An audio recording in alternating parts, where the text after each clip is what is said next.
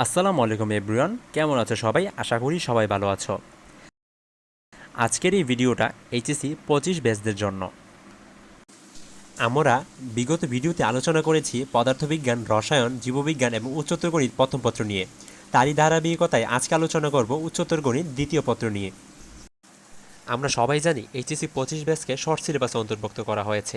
তো শর্ট সিলেবাসে উচ্চতর গণিত দ্বিতীয় পত্রে যে অধ্যায়গুলি রয়েছে সেই অধ্যায়গুলোকে নিয়ে সাজেশন দেওয়ার চেষ্টা করব।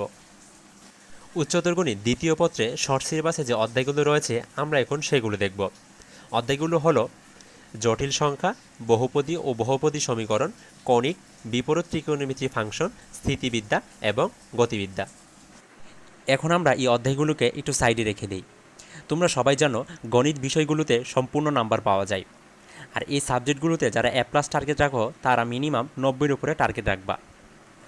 কেননা অনেক সময় সূত্র এবং হিসাবের ভুলের কারণে সম্পূর্ণ নাম্বারটি কেটে যাওয়ার সম্ভাবনা থাকে।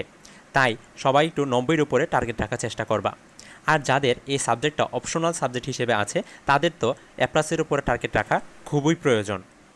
তো এখন কিভাবে খুব সহজেই A+টা পেতে পারো সেই বিষয় নিয়ে একটু আলোচনা করি।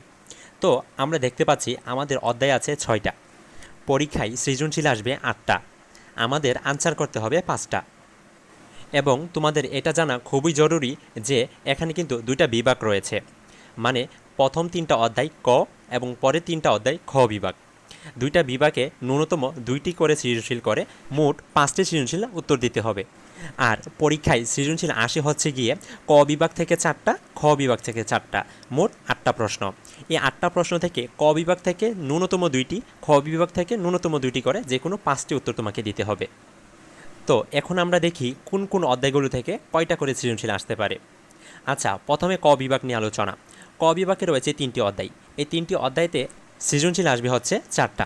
এখন এই 4টা সৃজনশীল কিভাবে আসবে দেখো, বিগত বছরে দেখলে তুমি বুঝতে পারবা যে জটিল সংখ্যা, বহুপদী ও বিপরীত ত্রিকোণমিতি এই 3টা থেকে জটিল সংখ্যা থেকে সৃজনশীল এসেছে 1টা অথবা 2টা, বহুপদী থেকে সৃজনশীল এসেছে 2টা এবং বিপরীত ত্রিকোণমিতি থেকে আসে 1টা।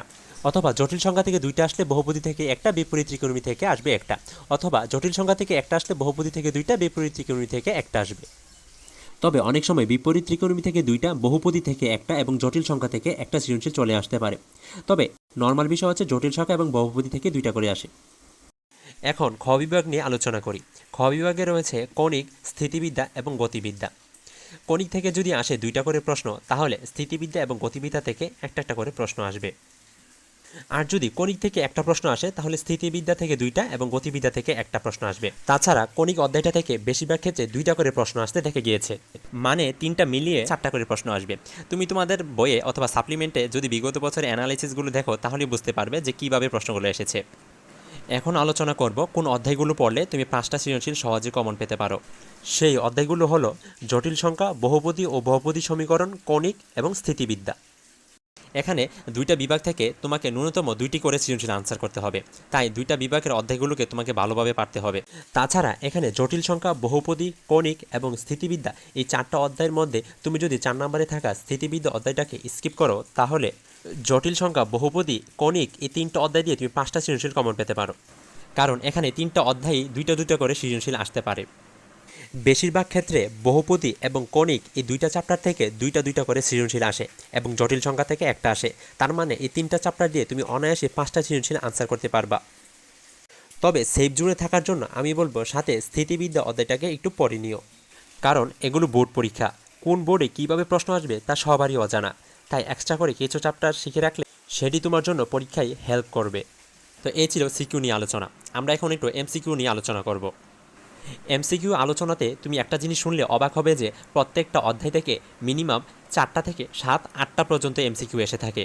হ্যাঁ, এখানে 6টা অধ্যায় থেকেই সর্বনিম্ন 2টা থেকে সর্বোচ্চ 8টা এমসিকিউ পর্যন্ত এসেছে। তাই প্রত্যেকটা অধ্যায় তোমাকে একটু ভালোভাবে ধারণা রাখলেই ভালো।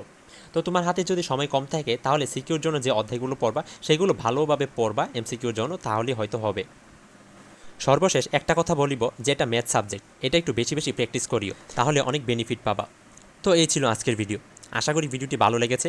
ভিডিওটি ভালো লাগলে অবশ্যই ভিডিওতে একটু লাইক করে দিবা। কিছু জানার থাকলে বা বোঝার একটু অসুবিধা হলে কমেন্ট বক্সে জানিয়ে দিও।